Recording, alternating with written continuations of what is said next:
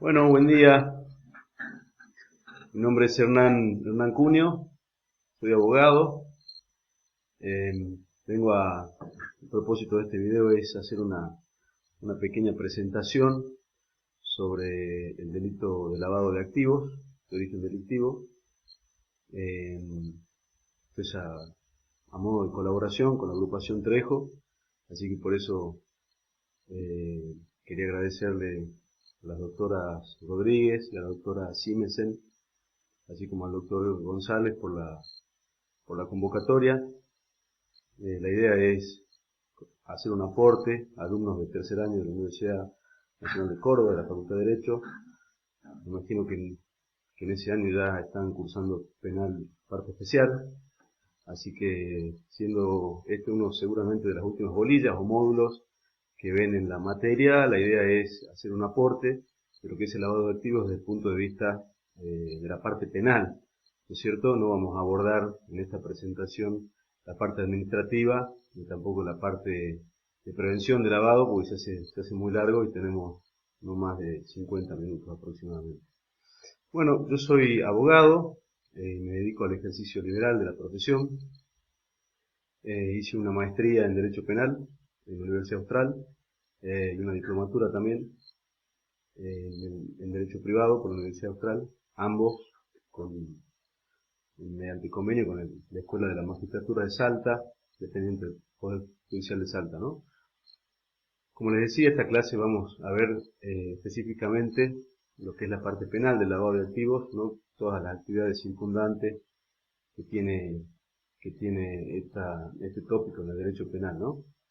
La idea es hacer un PowerPoint. Yo voy a estar hablando a la derecha abajo en el video, pero bueno, la idea es también que les quede algo en el video, por eso de ahí la presentación, no que sea todo audio mirándome a mí. Bueno, el orden de la clase vamos a ir de lo general a lo particular, ¿no? Vamos a ir, yo con el mouse les voy a ir marcando algunas cosas. Primero vamos a ir a hacer una introducción de qué es el lavado de activos, de lo más grueso, digamos, hacia lo más fino.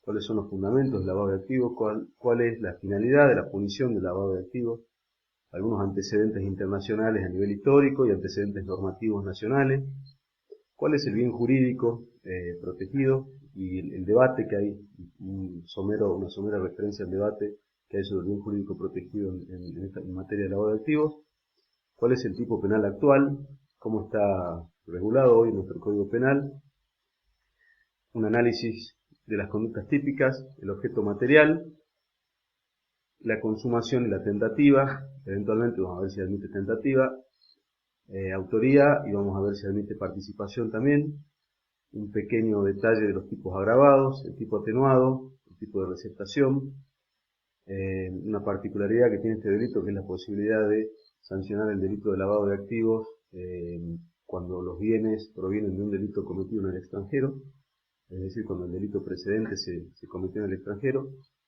Algunas referencias al régimen de responsabilidad penal de las personas jurídicas previsto en materia de lavado de activos en comparación con el de la ley 27.401, que es el régimen sobre responsabilidad penal de las personas jurídicas, pero más general. La descripción de las medidas cautelares y el decomiso que prevé nuestro Código Penal y alguna referencia a cómo se está regulando hoy, cómo se está resolviendo la cuestión de competencia, porque no es un tema cerrado del todo todavía, ¿no? Bueno, en cuanto a la parte introductiva, tendríamos que pensar qué es el lavado de activos en sentido lato, en sentido amplio, sin ir a las particularidades del tipo penal. Vamos a pensar siempre que el lavado es la transformación de los bienes y también la disimulación del carácter delictivo de bienes, es decir, se trata no solamente de la transformación de bienes de origen delictivo para que aparenten tener un origen lícito, sino también la disimulación de ese origen.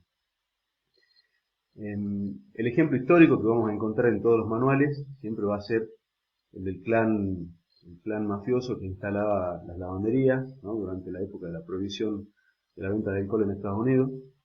Los grupos mafiosos contrabandeaban, traían, por ejemplo, bebidas alcohólicas desde Canadá, las introducían, las vendían de manera furtiva, ¿no es cierto? Y las ganancias que les producían ese contrabando y ese tráfico la disimulaban con la instalación de lavanderías. Vamos a ver por qué las lavanderías y cuáles son algunas características de este delito que hace que ciertas actividades sean más propensas a servir de pantalla a los delitos, a los delitos precedentes, ¿no? Para justificar esos ingresos. Pensemos en un ejemplo más actual en la ficción, que es el de la serie Breaking Bad. Habrán visto la cadena Pollos Hermanos, donde un narcotraficante monta una cadena de producción, de cría, producción y procesamiento y venta de pollo frito, cuyas ganancias termina, por supuesto, exagerando con la finalidad de justificar justificar el origen de los fondos que en realidad vienen de la producción, contrabando y venta de estupefacientes en Estados Unidos. ¿Cuál es la idea de sancionar el lavado de activos? ¿Para qué se sancionan las actividades, que ya vamos a ver cuáles son, que la ley considera lavado de activos? Nosotros, si vemos hoy nuestro Código Penal, vamos a ver que hay un título específico referido a delitos contra el orden económico y financiero, que se inicia con el delito de lavado de activos. Hay otra serie de delitos después, vamos a tener lo referido al lavado en los artículos 303, 304 y 305. Nuestro legislador hizo uso, digamos, de la justificación a través de la protección de un bien jurídico supraindividual, bastante difuso, lo que genera mucho debate en la doctrina, al punto tal que hay quienes consideran, la mayoría considera que el bien jurídico protegido es otro y no el orden económico y financiero per se, ¿no es cierto? Hoy en día el lavado de activos, más allá de las herramientas y de las metodologías que vayamos a utilizar para justificar la punición del lavado, en la práctica es una herramienta de política criminal porque permite sancionar a quienes obtienen las ganancias de la criminalidad, ¿no es cierto? Generalmente es criminalidad que obtiene grandes sumas de dinero y moviliza incluso generalmente muchísimo dinero en efectivo. Pensemos en operaciones de narcotráfico, de tráfico de armas, tráfico de personas, los delitos contra la administración pública. Pensemos, por ejemplo, en las contrataciones, grandes contrataciones de obra pública. Pensemos a nivel Latinoamérica lo que pasó con la empresa brasileña Odebrecht. Y también vamos a ver que es común a veces, vamos a poner un poquito para acá, que se acuse de lavado de activos a políticos acusados de corrupción, a narcotraficantes, pero no solamente a quienes han cometido el delito, como sería el caso de esos ejemplos, sino también a quienes prestan, entre comillas, el servicio de blanquear, el servicio de blanqueo, porque muchas veces quien realiza la maniobra de lavado no es el que cometió lo que llamamos el delito precedente, que en definitiva es el delito que produce la ganancia que después pretendemos disimular a través del delito de lavado de activos, sino también hay personas que se dedican a eso, e incluso en algunos países, en algunos paraísos fiscales, abundan los estudios jurídicos, consultoras, etcétera, que tienen, digamos, disimuladamente ofrecen el servicio de ingresar los fondos, la creación de distintas sociedades, en algunos países ya cada vez menos, pero hasta se utilizan acciones, compañías o sociedades con acciones no nominativas, entonces es imposible saber el dueño, esas son acciones al portador. Así que un poco por ahí vienen los fundamentos y la necesidad de la sanción de este lavado del delito de lavado de activos, ¿no? Acá tenemos un gráfico, vamos a ver, que explica un poco cómo es la dinámica del delito de lavado de activos.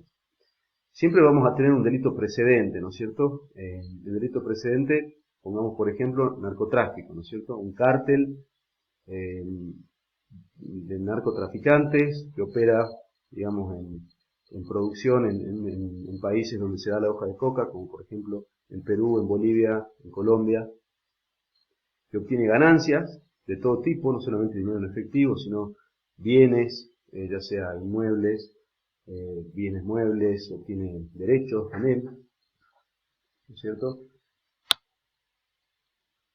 que bueno, cuando se encuentra con estas ganancias, lo que hace es iniciar la maniobra de lavado con la etapa 1, que se le llama introducción o colocación.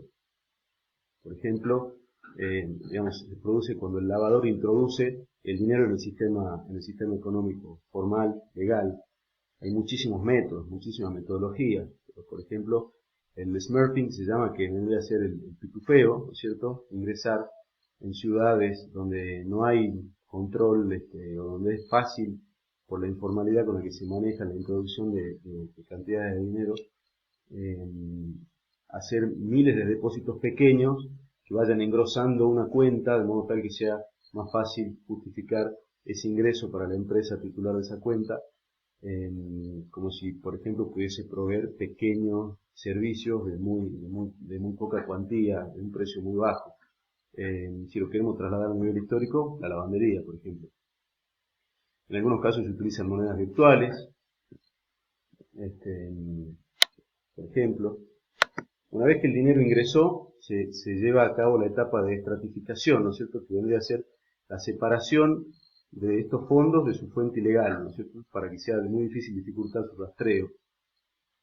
Tenemos distintos métodos, pero por ejemplo, se utilizan múltiples operaciones donde el dinero va de un lugar a otro, lo que hace muy difícil el rastreo, va de distintos paraísos fiscales a otros paraísos fiscales, de sociedades a bancos, de bancos a sociedades de sociedades de bolsa a empresas de determinados servicios, ¿no? De manera tal que por la cantidad de operaciones que se realizan se hace y no solamente por la cantidad de operaciones, sino por la diversidad de operaciones, se hace difícil el rastreo y el reconocimiento del origen del que provienen esos fondos, ¿no? Esos bienes, podríamos decir. Así también, por ejemplo, otra estrategia es la simulación de crédito. Por ejemplo, muchas veces ahí aparecen, digamos, resulta muy sospechoso cuando empresas aparecen con un crédito otorgado en un paraíso fiscal, con una garantía dudosa, cuando son por ahí la empresa que concede el crédito es una empresa que parece haber sido hecha ad hoc, digamos, para esta operación, digamos, se hacen distintos tipos de maniobras, ¿no? Y vamos a tener una tercera etapa que va a ser la etapa de integración, una vez que ya se ha logrado la introducción del dinero en el sistema formal, la disimulación o la separación entre la fuente del dinero y la separación de los fondos de su fuente ilegal, ¿no es cierto? Vamos a pasar a esta etapa de integración que ya va a ser la introducción de los fondos blanqueados en actividades económicas legales, ya sea para seguir lavando dinero o como reserva de valor o en distintas inversiones, ¿no? De todos modos, este esquema es para la identificación de distintas operaciones, pero no significa que el lavado de activos siempre siga, como la figura penal que nosotros conocemos, siempre siga este camino, este íter, ¿no? Ya vamos a ver que nuestro Código Penal tiene conductas determinadas, presenta varias hipótesis sobre conductas que se consideran típicas y que se considera que están dentro de lo que es el lavado de activos.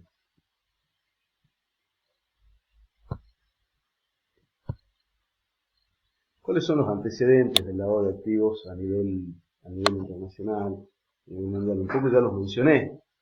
Organizaciones mafiosas, en realidad nos vamos a remitir al siglo XX porque hay ya antecedentes previos todavía, pero lo más actual y lo más parecido a lo que estamos hoy explicando y a lo que las legislaciones reprimen hoy, son estos antecedentes del siglo XX, ¿no? Las organizaciones mafiosas en Estados Unidos, como expliqué al principio. La disimulación del origen delictivo, en el caso de las lavanderías, era fácil por esta característica que tienen este tipo de operaciones, ¿no? El pago se hace en efectivo, el Estado no puede controlar cuántas piezas se lavan, entonces no puede saber si la lavandería genuinamente hizo esa cantidad de trabajo o no. Y esta es un tipo de operación que se empezó a hacer popular en todo tipo de delitos, porque los delitos que más ganancias generaban requerían de la disimulación del origen de esos fondos, ¿no es cierto? Esta es otra característica que hay que tener en cuenta, es que nuestra legislación no tiene un número clausus de delitos precedentes, es decir, se puede considerar lavado de activos a la actividad de disimulación sobre el origen ilícito de fondos provenientes de cualquier delito. No siempre fue así, pero ya vamos a ver. Por ejemplo, si vemos nuestros antecedentes normativos a nivel nacional, vamos a ver primero la ley de drogas, que se remitía en la actividad de lavado a los delitos previstos en la propia ley de estupefacientes, ¿no es cierto? No tenía un números apertus como tenemos hoy. Bueno, ahí tienen los dos tipos penales, ¿no? La sanción de la ley 23737 en el año 89, con posterioridad, ya con la incorporación de ciertos compromisos internacionales por parte de nuestro Estado, eso ya lo vamos a ver en otra clase, con otras presentaciones. Como se sanciona en el año 2000 la ley 25.246, se crea la UIF, con toda una serie de herramientas para la prevención y detección del lavado de activos, pero incorporaba el delito de lavado de activos dentro del capítulo de encubrimiento y se consideraba el bien jurídico protegido la administración pública, particularmente la administración de justicia, ¿no? Bueno, hay que tener presente que con respecto a eso no se logró ninguna condena. Y nuestro régimen actual ya viene con posterioridad, como consecuencia de la incorporación de nuestro país al GAFI, que es el Grupo de Acción Financiera Internacional, sobre el cual también vamos a hablar más en otra oportunidad. Cuando se sanciona esta ley, la ley 26.683, se modifica bastante la ley 25.246 y se produce una modificación en el código, porque el artículo 278 del Código Penal, que prevé el lavado de activos dentro del capítulo de encubrimiento, se deroga y se crea un nuevo capítulo, que es el capítulo de delitos contra el orden económico y financiero. El capítulo que se había modificado por la ley 25.246 volvió a tener su nombre de siempre, que es el de encubrimiento, y se ubicó el tipo de lavado de activos en el artículo 303. Vamos a ver que en el artículo 304 hay normas sobre la utilización de personas jurídicas y la responsabilidad de la persona jurídica. En el artículo 305 digamos, se prevén algunas medidas cautelares y decomiso, algunas facultades, digamos, judiciales con relación a la investigación y sanción de estos delitos, ¿no? También la ley modificó algunas facultades de la UIF, que como bueno, toda esa parte administrativa y de prevención se va a ver, y de detección también se va a ver más adelante.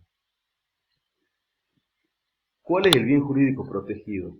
Repasemos que el bien jurídico protegido viene a operar como límite para la sanción y protección, digamos, la sanción de delitos, y va a ser un fundamento para la protección de esos delitos, la sanción que se justifica mediante la utilización de la noción del bien jurídico, ¿no es cierto?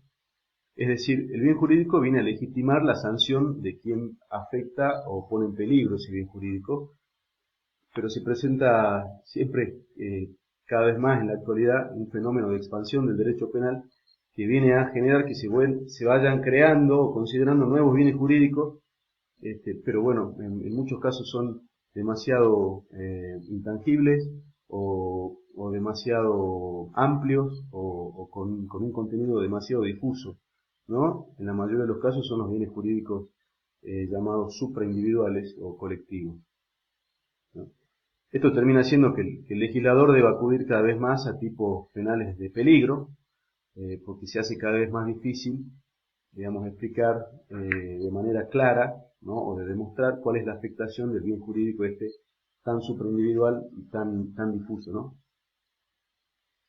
¿Cuáles van a ser las distintas posiciones con respecto al delito, al bien jurídico protegido del delito de lavado de activos? Hay un gran sector que considera que se trata de un delito pluriofensivo, sin perjuicio de que si bien nuestro código se refiere al orden económico y financiero, esa decisión legislativa es criticada en gran parte por la doctrina, porque considera que, como decíamos, al ser tan difuso se hace difícil la justificación de la sanción de esas conductas, y que en realidad se trata de un delito pluriofensivo porque no es un solo bien jurídico protegido el que afecta, sino que son varios. Hay quienes manifiestan que en realidad sí es posible considerar que se afecte el orden económico, porque la inserción de sumas o de bienes provenientes de la actividad ilícita dentro de lo que es el sistema financiero y económico legal formal genera severas distorsiones. Hay otro sector que considera que se afecta en realidad la libre competencia. ¿Y por qué? Porque manifiestan y consideran que quienes introducen dinero proveniente de la criminalidad tienen una ventaja comparativa frente a quien realizan la misma actividad con inversiones genuinas, ¿no? Con inversiones que tienen un origen lícito.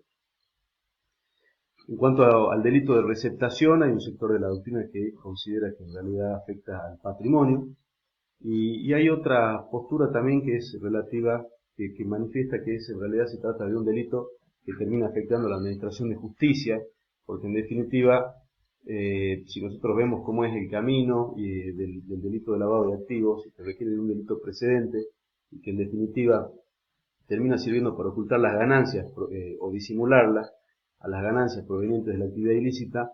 El bien jurídico afectado es la administración de justicia porque no termina de realizar su trabajo eficientemente como consecuencia del lavado, es decir, no puede hacerse de los bienes que fueron obtenidos ilícitamente, ya sea para la restauración que corresponda o para el decomiso que corresponda, dependiendo de qué tipo de delito se trate, el delito precedente, ¿no?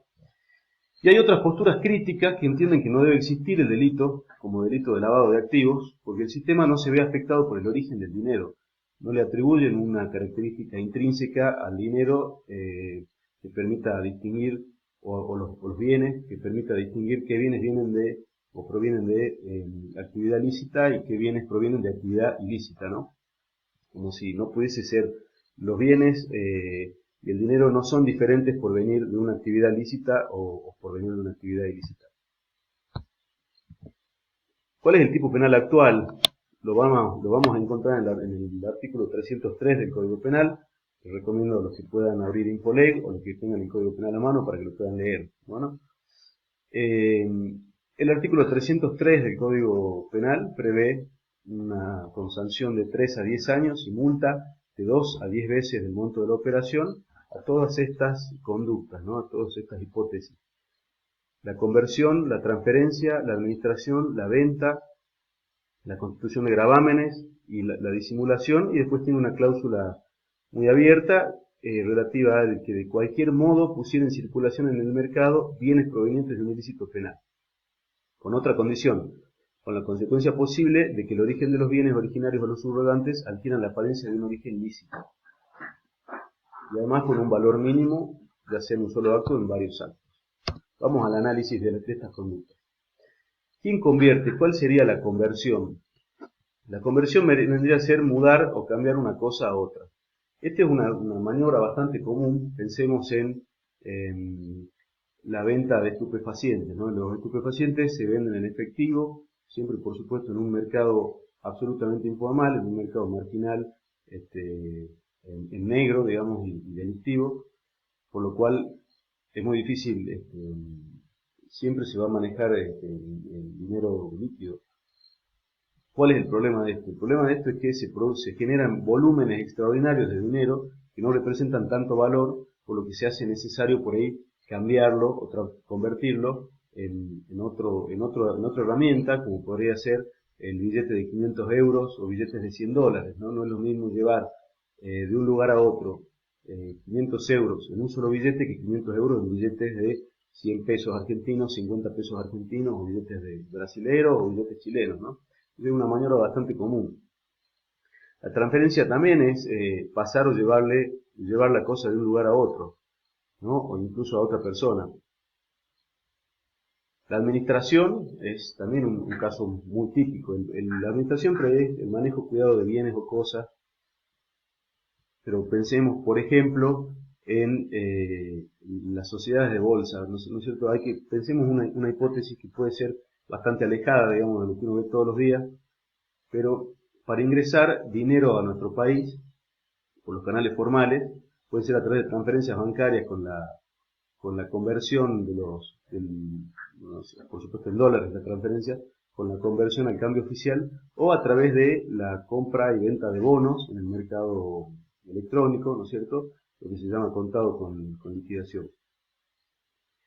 Pero para poder operar y para poder hacer ese tipo de transacciones hace falta tener una cuenta en una sociedad de bolsa. Y las sociedades de bolsa, por supuesto, están controladas y deben ser muy estrictas en los controles sobre la documentación, sobre el origen de los fondos, tienen una serie de obligaciones que cumplir. Pensemos en una sociedad de bolsa que omite este control a sabiendas de que el dinero que recibe es ilícito y lo invierte, ¿no es cierto? Lo invierte en bonos, lo mantiene, con eso compra acciones, invierte en alguna cartera, etcétera. Ahí estaríamos en un caso de administración de bienes de origen ilícito. La operación de venta, transferirlo, otorgarle el bien a otro a cambio de una suma. Pensemos en los funcionarios públicos, en un funcionario público acusado de corrupción, que recibió un bien mueble o un bien inmueble, y como no lo puede justificar de manera razonable en su declaración jurada, que en vez de poner una casa a su nombre, poner una finca a su nombre, un automóvil a su nombre, lo que hace es venderlo, hacerse del efectivo y ya estaríamos en este tipo de maniobra. La constitución de gravámenes también, pensemos en una hipoteca. ¿Qué pasaba si Lula da Silva, el expresidente de Brasil, constituía una hipoteca sobre el triplex de cuya recepción se lo acusaba, ¿no? en la ciudad balnearia de Guarujá? La disimulación, ¿no? El encubrimiento u ocultación con artificio sobre el origen de los fondos. Por ejemplo, quien blanquea dinero comprando el boleto ganador de la lotería. Esta es una maniobra común también. Una gran suma de dinero proveniente de una actividad ilícita, digamos, después pensemos cuál, en la que el lavador identifica a quien ganó la lotería, se le acerca, le da la plata, se queda con el boleto, paga los impuestos y después tiene una gran suma de dinero justificada y blanqueada. Y después tenemos la cláusula genérica, que es la de poner de cualquier modo en circulación en el mercado, que vendría a ser cuando ingresamos el bien en el mercado formal, es decir, un depósito en una cuenta bancaria.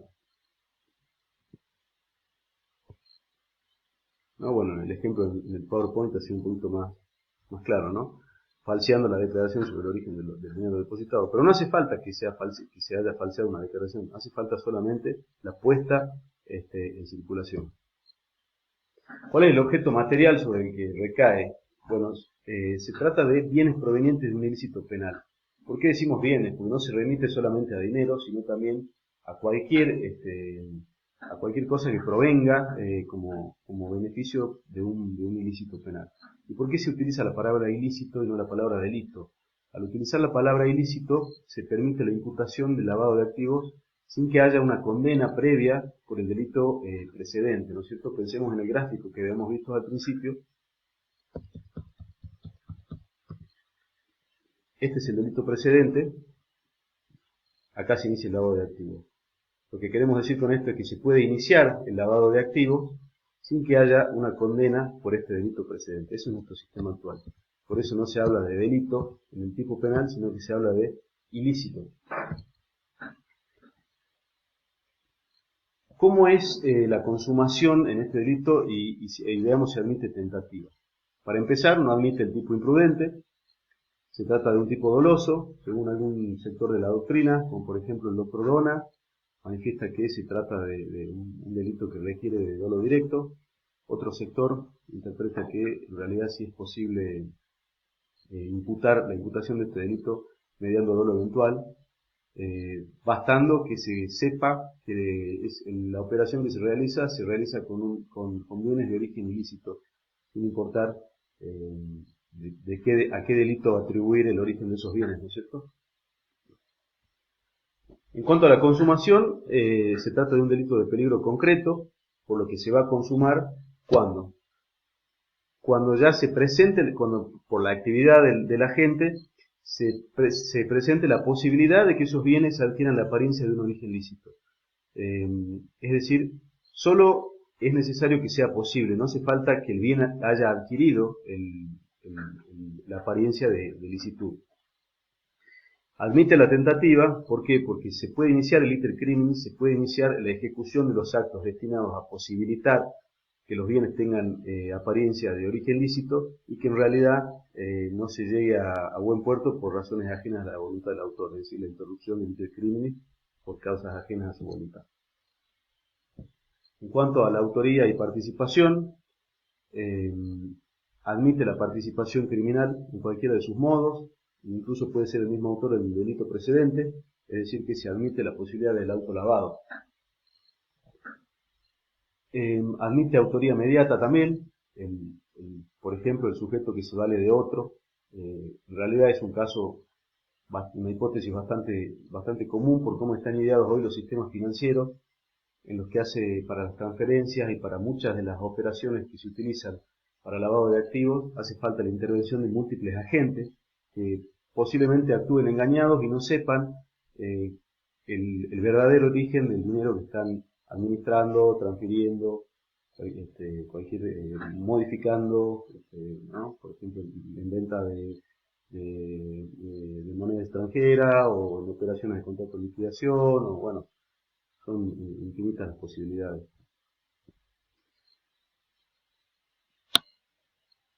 Pensemos también en la compra y venta de moneda virtual a través de sitios web, en los que seguramente, digamos, es muy difícil que el administrador del sitio sepa el verdadero origen de los fondos. Se admite la aplicación de la teoría del dominio por organización, pero ¿cuándo? En tanto y en cuanto se cumpla con la hipótesis y los presupuestos que la misma requiere, ¿no? Y se cumplen en cada hipótesis esos presupuestos, que son la organización estructurada de modo jerárquico y estricto, un dominio del hecho del hombre de atrás sobre ejecutores que deben ser fungibles, y algunos autores como Kay y ambos consideran que es posible prescindir del requisito de la desvinculación del derecho. Hay un artículo de Kay y ambos disponible en Dialnet sobre la aplicación de la teoría del dominio por organización a organizaciones delictivas alejadas del Estado, ¿no? No estatales. En cuanto a los tipos agravados, vamos a ver que nuestro código, el artículo 303, prevé primero el tipo básico, que es el que ya vimos, y después tenemos tipos agravados. Se produce un agravamiento de la pena en 1/3 del máximo y la mitad del mínimo en los siguientes casos. Cuando el autor realizar el hecho con habitualidad o como miembro de una asociación o banda formada para la comisión continuada de hechos de esta naturaleza. La habitualidad, no hace falta la existencia de condenas previas para considerar que hay habitualidad, sino que también mediante la imputación de concurso real, de concurso material de delitos, puede considerarse presente el agravante como consecuencia de que la habitualidad queda demostrada en esta imputación, ¿no? Y también se agrava cuando el autor es miembro de una asociación o banda formada para la comisión de este tipo de delitos. Este agravante no puede concurrir, según la doctrina, con el tipo de asociación ilícita, y tiene su origen o su fundamentación es en la mayor facilidad que tiene aquel que se apoya en la ayuda de otros y en la mayor lesividad para el bien jurídico que tiene el andamiaje estructural de una organización, ¿no? Destinada a tales efectos. También se agrava cuando el autor fuera funcionario público. Para la noción de funcionario público nos vamos a remitir al artículo 77 del Código Penal, cuando lo haya cometido en ejercicio o vocación de su función. ¿Dónde radica el fundamento del agravante? Siempre el funcionario público tiene un estándar de exigencia, de exigibilidad en su conducta y de apego a la ley más alto que el de cualquier otro ciudadano, ¿no es cierto? Así que de ahí radica el sentido y el fundamento del agravante.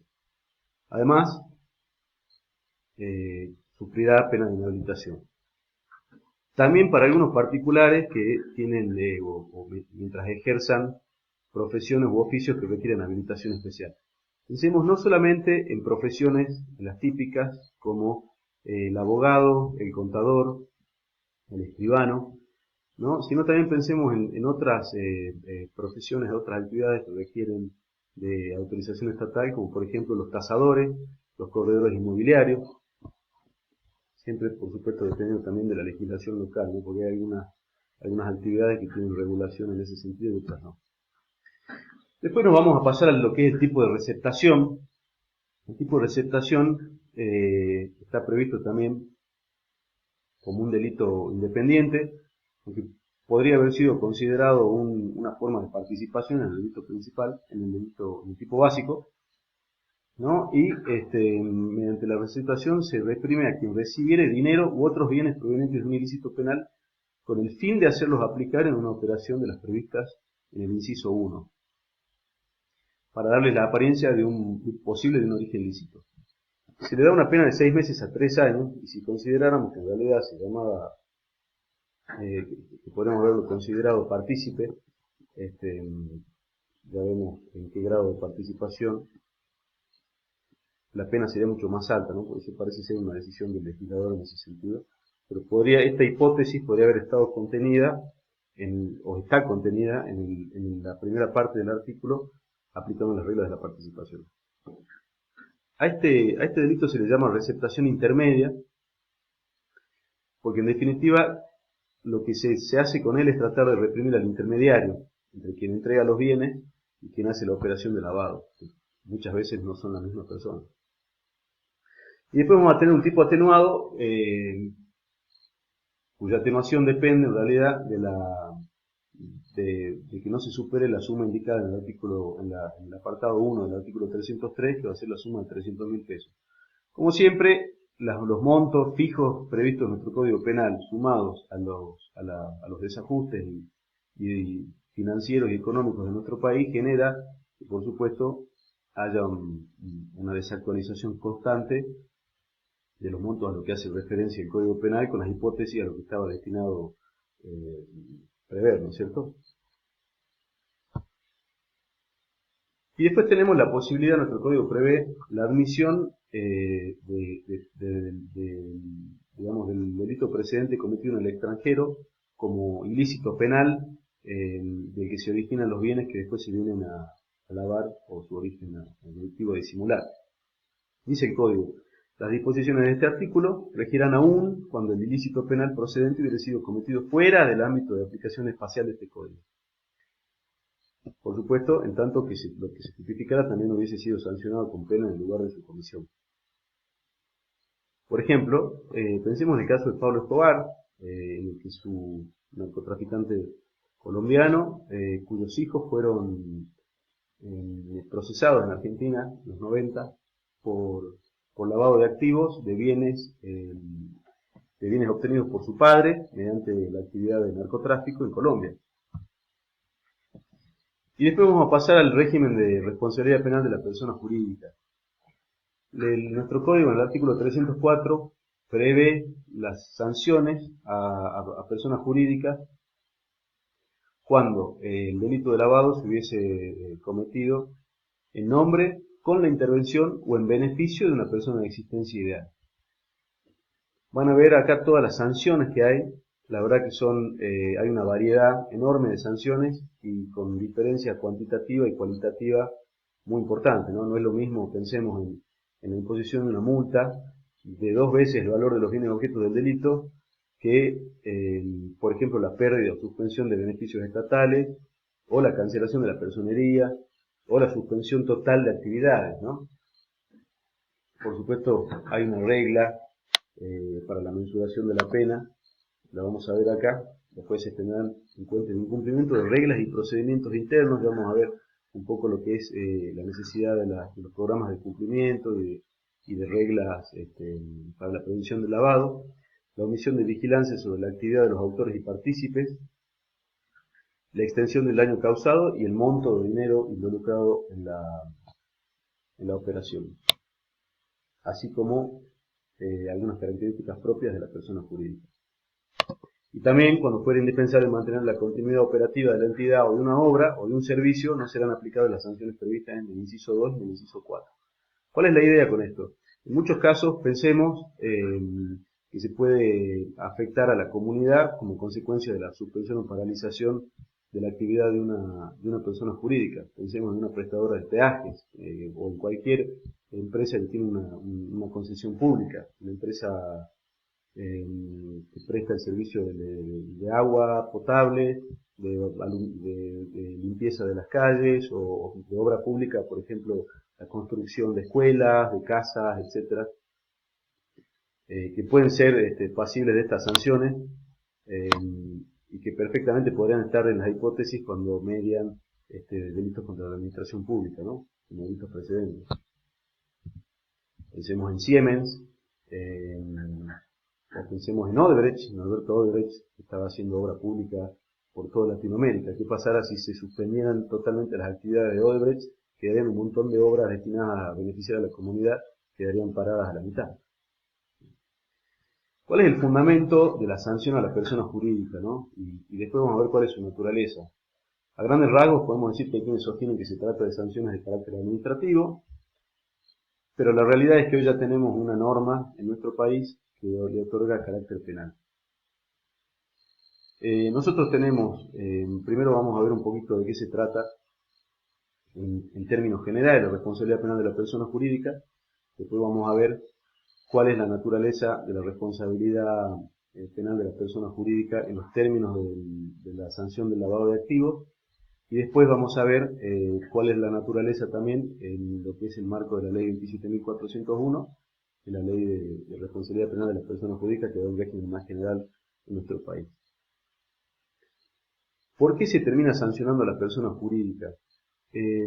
Bueno, se termina produciendo, además de una tendencia internacional, eso proviene del reconocimiento por parte del Estado de que es insuficiente muchas veces en la sanción a los directivos de las personas jurídicas, porque los delitos no se terminan. Y no solo eso, sino que muchas veces es muy complejo investigar a gigantes, a corporaciones muy grandes, que están en distintos países, incluso a veces son más grandes que ciertos países, ¿no? Esto vendría a ser entonces una adaptación legislativa a la realidad, porque con entramados societarios tan complejos y empresas tan poderosas se hace muy difícil no solamente la investigación, sino la efectividad de las sanciones. Bueno, acá tenemos algunos ejemplos, pensemos en Google, en Facebook, en bancos grandes, en petroleras. Pensemos bueno, siempre vamos a tener en Sudamérica la posibilidad de acordarnos de Odebrecht y de cómo fue influyendo y ganando obra pública en un montón de países, participando después en la operación de lavado del dinero que le entregaba o de los bienes que le entregaba a los funcionarios corrompidos por esta empresa. Y podemos pensar también en el tamaño de algunas empresas por las que se hace necesario que sean sujetos de derecho penal y que se puedan sancionar, ¿no? Pensemos en el conglomerado de ExxonMobil, que llegó a tener una facturación más grande que el PBI de nuestro país. Si solamente el legislador debe limitarse a la sanción del gerente o del director de esa empresa como consecuencia de delitos que terminan beneficiando a esa empresa, por supuesto se va a quedar a mitad de camino, porque la empresa, si obtiene beneficios, va a seguir operando, no va a ser motivada por la norma por la cual se termina sancionando a un director y no se le produce ningún otro perjuicio. Entonces la tendencia mundial siempre ha sido, bueno, terminó siendo dotar a los jueces y a distintos organismos, no solamente a nivel jurisdiccional, ¿no? En otros países vamos a ver las facultades sancionatorias que tienen organismos diferentes al Poder Judicial, ¿no? Pero se trata de darles herramientas de política criminal para que puedan sancionar a empresas tan grandes, para que tenga algún tipo de eficacia la sanción, ¿no? Porque como decíamos, a veces son tan grandes las empresas, se hace muy difícil investigarlas, con lo cual se terminan utilizando algunas herramientas para la imputación y la investigación, como vamos a ver ahora hacia adelante. Y no solo eso, sino que también estas sanciones se utilizan para que, al ser la empresa la propia destinataria de la sanción, eleven sus estándares de control, eleven sus estándares de calidad corporativa, porque era evidente que la sanción, solamente quedarnos con la sanción a los empleados, ya sean directores o gerentes, era insuficiente para la prevención de los delitos que terminaban beneficiándolas, ¿no? ¿Cuáles van a ser los modelos de atribución de responsabilidad de las personas jurídicas? Tenemos tres ¿no? Tenemos un primer modelo, o el clásico, que es el modelo de responsabilidad vicarial, o por el hecho de otro, es decir, la sanción por el hecho de, se considera que se la sanciona por el hecho de su empleado. Las acciones de determinados sujetos se imputan directamente a la persona jurídica, pero ¿por qué? Por transferencia, requiriéndose que debe ser un directivo de la empresa o alguien con cierta capacidad de decisión, y que lo sea en ejercicio de sus funciones y en beneficio de la compañía. Otra postura va a ser la postura de la autorresponsabilidad, ¿no es cierto?, por defecto de organización. Cuando podamos sostener que el delito se ha producido por el incumplimiento de pautas de prevención obligatorias, recién hace un ratito hablábamos de la prevención del lavado en ciertas actividades, y todas estas actividades todas estas pautas de prevención se terminan plasmando en lo que después en la ley 27.401 se advierte como programas de cumplimiento, programas de integridad o compliance programs. Y después tenemos la tesis mixta. La tesis mixta utiliza el criterio vicarial porque sanciona sin que sea necesario la atribución del defecto de organización, pero con limitaciones, de modo tal que pueda condenarse a la empresa con independencia de la responsabilidad del otro, ¿no es cierto?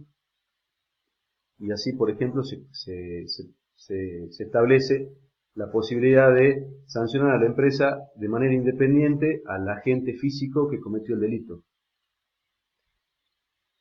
Ese es el sistema que utiliza hoy la ley 27.401, ¿no? Que no tiene previsto dentro de su numerus clausus al delito de lavado de activos, que tiene su propio régimen, que es el que acabamos de leer, y ahora vamos a hacer la distinción entre ambas.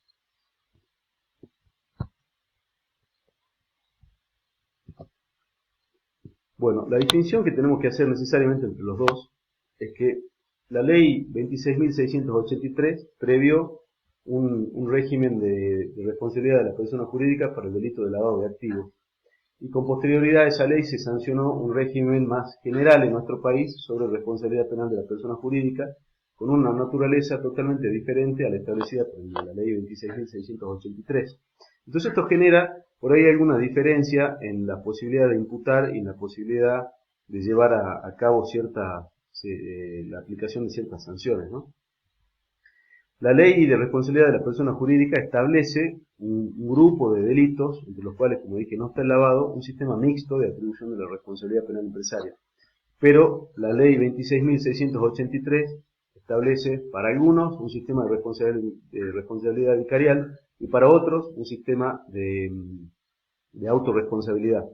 Sin perjuicio de que nos enrolemos en una u otra postura, lo cierto es que no está dentro de la tesis mixta, que es el sistema que adoptó la ley 27.401, por lo cual tenemos una especie de colisión legislativa ahí y hace falta la armonización.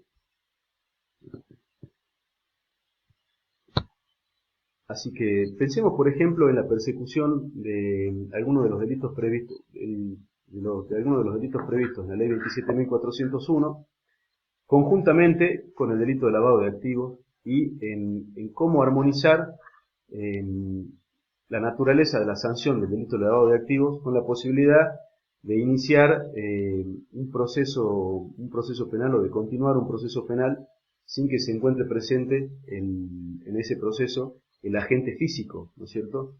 Vamos a tener que un régimen lo permite y el otro parece no permitirlo.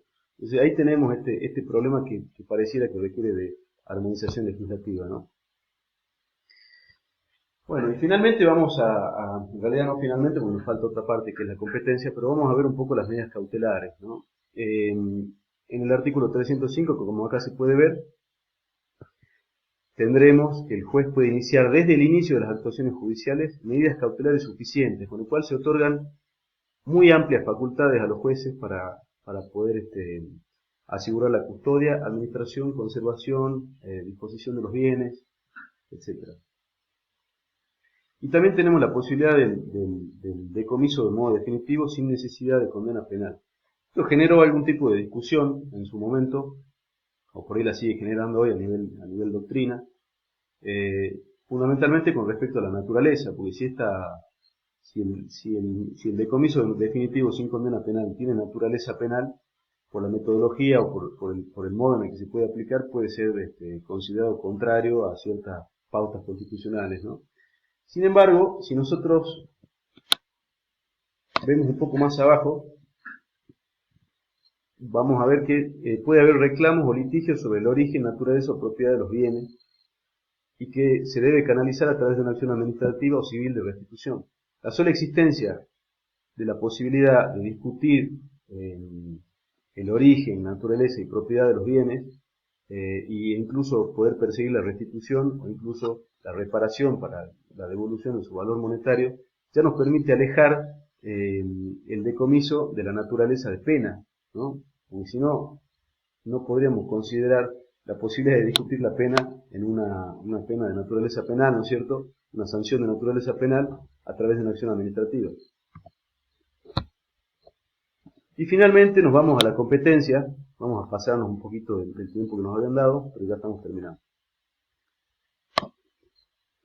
Al principio, hoy en día la competencia está definida por la Corte, pero todavía no es pacífico, no es pacífica la jurisprudencia en todo el país, con lo cual veremos qué pasa cuando estas otras soluciones que se dieron lleguen a la Corte, a ver si la Corte mantiene o no. Seguramente lo mantiene, pero hay que seguirlo de cerca, ¿no? La ley 25.246, por su técnica legislativa, recordemos que el lavado de activos estaba dentro del capítulo de encubrimiento, parecía permitir que se le otorgue naturaleza o que investigue el fuero federal o el fuero ordinario según la naturaleza del delito precedente de que se tratara, es decir, narcotráfico y lavado de activos provenientes del narcotráfico se investigaban en el fuero federal, un cohecho a un funcionario público provincial y el lavado posterior en la justicia provincial en el fuero ordinario. El régimen vigente, como decíamos, estableció un nuevo bien jurídico protegido cuya titularidad parece ser del Estado Nacional, ¿no es cierto? Por nuestra organización, por cómo se organiza constitucionalmente nuestro país, institucionalmente también, parece indicar, parece que la competencia corresponde al fuero federal, porque el sistema económico y financiero siempre depende del Estado Nacional, ¿no es cierto? En el año 2016, en el fallo Oliveto, la Corte estableció la competencia federal con un fallo en el que hace la fundamentación sin remitir al dictamen de la Procuración, ¿no es cierto? Manifestando que el delito de lavado es un delito autónomo contra el sistema financiero nacional y que la lucha contra el lavado de activos y la financiación del terrorismo es una preocupación prioritaria del Estado Nacional. Por eso se le otorga la competencia al fuero federal. En 2018 se mantuvo ese criterio en otro fallo, pero con remisión al dictamen del procurador, y la procuración lo sigue sosteniendo, ¿no es cierto? Los fiscales también. Ahora, hay que ver cómo se solucionan otras resoluciones, qué solución se les da a otras hipótesis. Por ejemplo, hemos tenido ahora el 4 de marzo de 2020 el Superior Tribunal de la provincia de Santa Fe estableció la competencia provincial para la investigación del delito de lavado. Pues bueno, es muy reciente, es del 4 de marzo del 2020, hay que ver si llega a la Corte, ¿no? Y después en la provincia de Jujuy también el Ministerio Público de la Acusación investigaba a la señora Milagro Sala por delito de lavado y a una serie de personas vinculadas a ella en el fuero provincial también. Pero bueno, entiendo que no hay todavía un pronunciamiento sobre la competencia en ese sentido. Así que bueno, acá termino, espero que les sirva. Nuevamente le agradezco a la doctora Rodríguez, a la doctora Simesen y al doctor González por haberme convocado. Espero que esta presentación sea de utilidad para los alumnos y para quien tenga algún interés en conocer un poco nociones básicas sobre el lavado de activos. Y bueno, nos veremos en la próxima. Muchas gracias.